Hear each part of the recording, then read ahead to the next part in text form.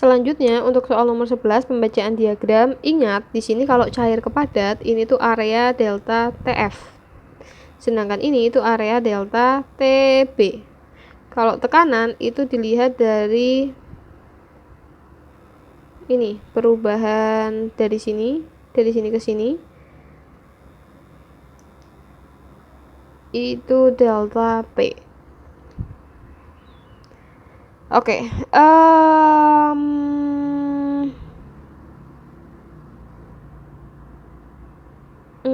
gini. Jadi ada dua buah larutan, ada KI. KI itu berarti KI plus air ya, sama CONH2 dua kali plus air. Kita harus menunjukkan titik didih larutannya. Oke, karena dia bereaksi dengan air, artinya garis yang paling dalam ini adalah pelarutnya. Pelarut. Sekarang kita tinggal tentuin KI itu yang area DE atau EF. Caranya gimana? Titik didih atau delta TB punya rumus M dikali KB dikali I kalau untuk KI. Nah, di situ kan sama-sama 0,1 molal untuk konsentrasinya, tapi KI itu adalah elektrolit, berarti dikali I. I-nya berapa? 2, berarti konsentrasi dari KI itu adalah 0,2 molar, lebih besar. Karena konsentrasinya lebih besar, artinya delta TB-nya itu juga semakin tinggi atau semakin besar. Jadi, KI-nya itu titik D ke D ke F. Sedangkan yang lebih kecil itu dari sini ke sini. Yang lebih gede berarti dari sini ke sini. Jadi jawabannya DF dan DE. Selanjutnya, larutan yang mempunyai tekanan uap paling besar. Tekanan uap P tinggi. P tinggi berarti delta P-nya rendah, artinya konsentrasi terlarutnya rendah, berarti zat terlarut yang paling kecil. 3.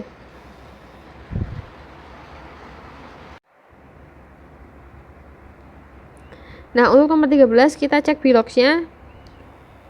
Nanti dapat Mn-nya 7 berubah menjadi 12. Terus yang ini Cu12 berubah menjadi Cu0. Untuk aturan bilox kalian bisa cek di materi sebelumnya kalau belum paham. Jadi jawabannya adalah A. Selanjutnya untuk nomor 14 yang ditanyakan adalah yang berperan sebagai reduktor, berarti dia mengalami oksidasi. Kalau kalian lihat Cu di sini itu biloxnya 0. Kemudian Cu di sini itu berarti min 2 kali 6 min 12. Min 12 Cu itu plus 2 berarti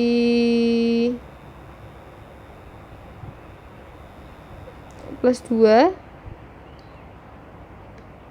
Kemudian N-nya berarti plus 10. Nah, di sini Cu dari 0 menuju plus 2 itu oksidasi. Berarti nanti yang berperan sebagai oksidasi itu adalah si Cu. Sebanyak dari 0 ke 2 itu 2. Berarti jawabannya adalah A. Selanjutnya untuk nomor 15, jadi disproporsionasi itu secara pengertian itu reaksi redoks di mana unsurnya dari suatu reaksi mengalami oksidasi dan juga reduksi sekaligus. Jadi dia membentuk dua produk yang berbeda. Di sini terjadi pada I. Nah, kita cek dulu biloxnya. Ini 0 karena unsur bebas. Kemudian I K itu adalah plus 1, berarti nanti min 1. Kemudian di sini min 2 kali 3 berarti min 6. Ini plus 1 berarti I-nya nanti plus 5. Jadi I dari 0 itu ke min 1 mengalami reduksi. Terus I juga ke sini mengalami oksidasi. Nah, sekarang kita hitung dulu jumlahnya. I-nya kan di sini min 1. Kita kalikan, kita taruh atas min 1, terus kita kalikan dengan koefisien yaitu min 5. Artinya di sini itu 0, di sini min 5. Cek video aturan tata cara redox biar nggak bingung. Berarti reduksinya itu dari 0 ke min 5, berarti turun 5 elektron.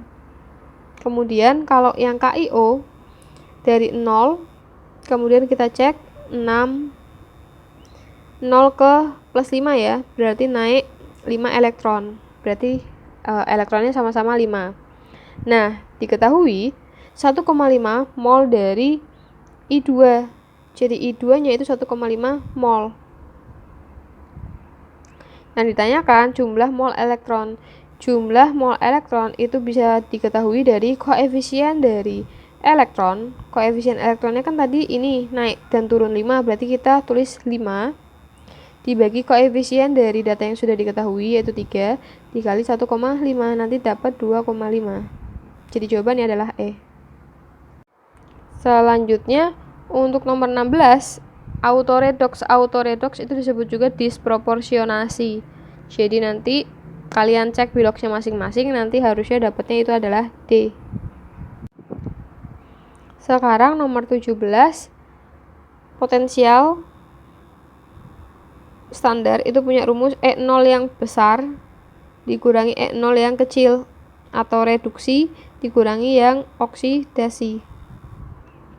Nah, di sini Sn-nya berperan sebagai oksidasi, Ag-nya reduksi ya. Berarti punyanya Ag plus 0,8 dikurangi min 0,14.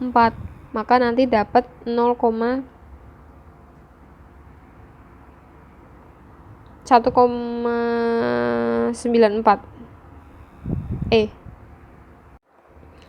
Lalu kita masih menggunakan rumus yang sama, E0 sel sama dengan E0 dari reduksi atau yang besar dikurangi E0 yang oksidasi atau yang kecil. E0 selnya kita punya 0,94.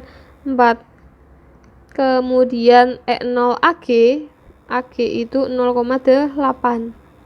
Berarti 0,8. Yang ditanyain E0 dari si Sn. Maka X sama dengan 0,8 dikurangi 0,94. Maka nanti akan didapatkan min 0,14. Cacing. Kemudian diagram sel yang berlangsung spontan. Oke, yang berlangsung spontan itu kalau misalkan kalian menemukan logam X terus Y terus Z di dalam deret volta. Logam X ini kan paling oksidasi ya, atau dia bersifat sebagai reduktor. Artinya si X ini bisa mereduksi si Y, atau si X ini bisa bereaksi dengan Y, tapi Y itu tidak bisa bereaksi ke X. Paham ya? Jadi kalau dari sini kita lihat Cu sama Zn. Cu sama Zn. E0-nya besaran mana? Besaran Cu. Jadi Cu itu harus reduksi. Diagram sel itu oksidasi garis miring reduksi. Berarti harusnya Cu-nya itu di area ini. Berarti A itu salah. Lalu Ag 0,8, Fe itu 0,44 besaran Ag. Ag-nya harusnya juga di sini. Berarti salah. Terus Ag sama Zn. Besaran Ag harus di sini. Berarti ini salah. Terus Pb sama Cu. Besaran Cu-nya harus di sini, benar. Terus yang Pb 0,13 sama Zn. Besaran Pb, berarti Pb yang di sini, salah. Jadi jawabannya adalah dadu. Selanjutnya untuk soal nomor 20, itu ada Cr sama Ag. Nah, kalian harus hafal deret volta. Cr itu terletak di mananya Ag? Cr itu di kirinya Ag. Artinya apa? Artinya Cr itu sebagai oksidasi, Ag-nya itu sebagai reduksi. Nah, berarti di sini salah ya. Ag-nya bukan sebagai oksidasi. Ag-nya reduksi. Ag reduksi itu ada di sini. Berarti dadu. Oke, sekarang kita masuk ke elektrolisis. Elektrodanya itu Ni. Elektrolisis itu adalah cairan yang ada di sini. Nah, kalau elektrodanya non-inert, Ni kan non-inert atau tidak inert. Artinya apa? Elektroda itu yang bereaksi di anoda. Berarti Ni, anoda kan terjadi oksidasi ya. Berarti dari Ni itu akan menjadi Ni1+. Berarti jawaban yang tepat itu adalah Ni itu 2+ ya. Berarti nanti Nah, seperti ini. Berarti jawaban tepat adalah C. Selanjutnya untuk nomor 22, kalian harus paham terkait sel elektrolisis. Kalau tidak paham, kalian buka video sebelumnya tentang elektrolisis biar paham. Di sini akan secara singkat aja. Gas pada anoda. Oke. Jawabannya itu adalah 1 sama 3. B. Kenapa? Contoh. Untuk yang reaksi 1. Reaksi 1 itu adalah NaCl. Anoda itu kan kita lihat pada ionnya. Anionnya. Anionnya itu kan Cl- ya. Cl- itu yang reaksi yang ada di anoda itu adalah si anion itu sendiri menjadi Cl- berubah menjadi Cl2. Nah, Cl2 itu adalah gas. Maka dia di anoda itu terbentuk gas. Jadi reaksi 1 itu benar. Nah, kalau yang 3 nanti itu akan menghasilkan H2 berdasarkan elektrolisis. Kalian cek aja materi video sebelumnya ya, biar gak kelamaan di sini. Selanjutnya nomor 23. Yang perlu kalian catat, rumus dari Faraday itu beda-beda penyebutannya, simbolnya. Jadi kalian harus paham dari masing-masing. Contoh, di sini kita akan menggunakan rumus F sama dengan N dikali E. F-nya itu adalah Faraday, N-nya itu adalah mol, E-nya itu adalah muatan, jumlah muatan. Kalau aku punya Ca2+, maka nanti E-nya itu 2, sesuai dengan ini. Kalau aku punya elektron kan muatannya 1-, maka E-nya tak tulis 1. Sampai situ paham? Oke, kalau paham, kita pakai rumus ini untuk mencari muatan listrik. Oke.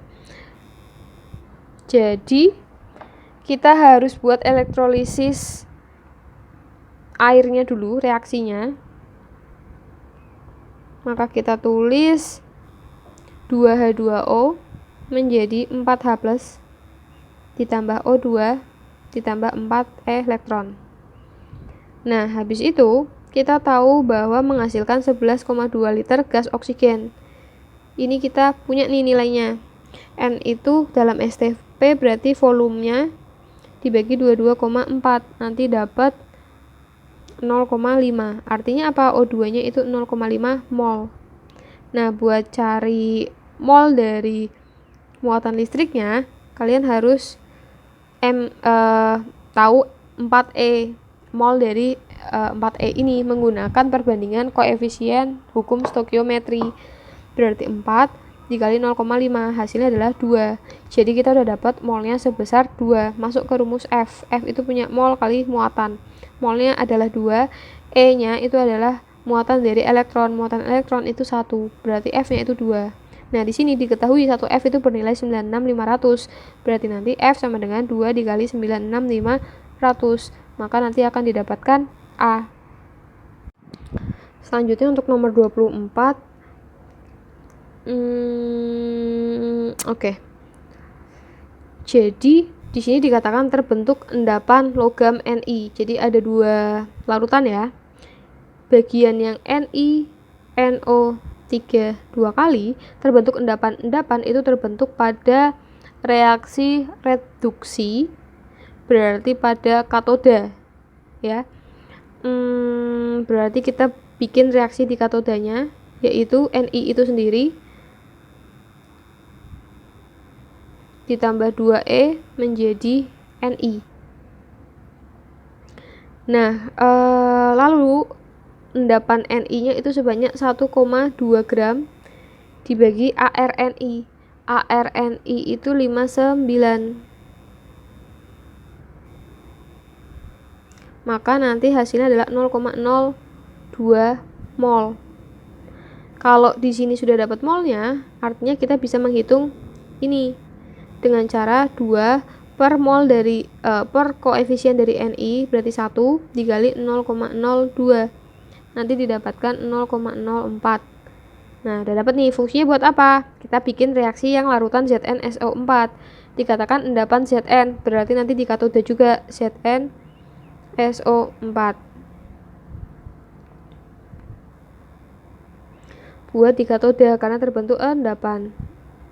Zn itu sendiri ditambah 2E menjadi Zn. Nah, tadi kita udah tahu elektron dari mol elektron itu 0,04. Kita tuh mau cari massa Zn. Nah, kita transfer ke reaksi yang Zn melalui elektronnya. Elektronnya di sini diisi 0,04, diisi 0,04. Nah, kita mau cari mol Zn, perbandingan koefisien. Koefisien yang ditanyain zatnya, berarti koefisiennya 1 dibagi 2, koefisien mol dikali 0,04. Maka nanti didapatkan 0,02. Nah, kita udah punya nih mol dari si Zn. Gram, berarti kan rumusnya gram per AR. Molnya 0,02, kita kalikan ARZN. ARZN itu adalah 65. Berarti nanti dapat gramnya 1,3. Jawabannya adalah B. Selanjutnya nomor 25. Pada elektrolisis larutan menggunakan elektroda karbon dihasilkan gas di anoda. Anoda itu kan SO4 ya, berarti nanti anodanya reaksinya adalah 2H2O menjadi O2 ditambah 4H+ ditambah 4 elektron. Dihasilkan gas, berarti ini gasnya. Maka kita bisa hitung mol dari O2 dengan cara 280 dibagi 22,4, nanti dapat 0,0125 mol. Kemudian endapan yang diperoleh pada katoda, berarti kita bikin reaksi dari katoda. Reaksi katodanya itu adalah CD itu sendiri, CD2+ ditambah 2E menjadi CD. Selanjutnya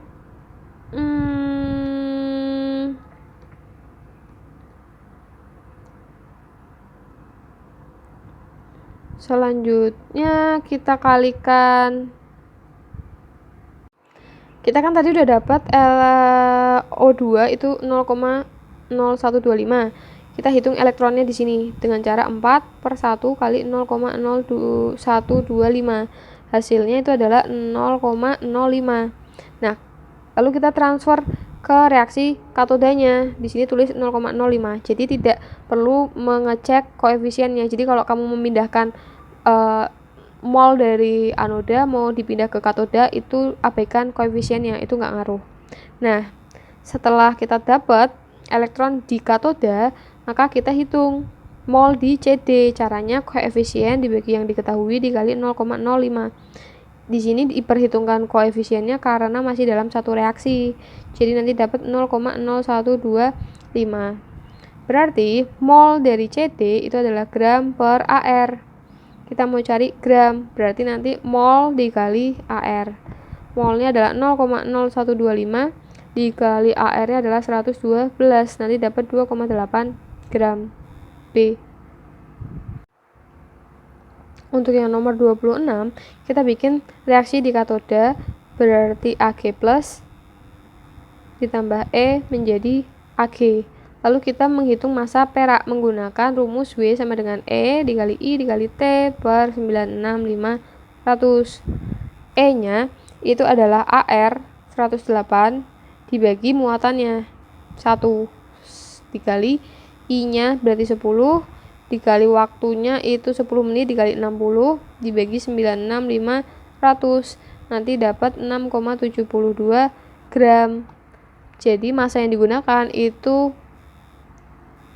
6,72 gram. Kemudian menentukan luas permukaan menggunakan rho sama dengan M per V. Kita mau cari volumenya, berarti massa per rho. Massanya adalah 6,72, rho-nya adalah 10,5. Maka dapat 0,64 cm3. Kemudian luas permukaan itu adalah volume dibagi tebal. Volumenya 0,64, tebalnya adalah 0,03. Maka nanti dapat luas permukaannya 21,3 cm3. Jadi luas permukaannya 21,3 3 cm kubik.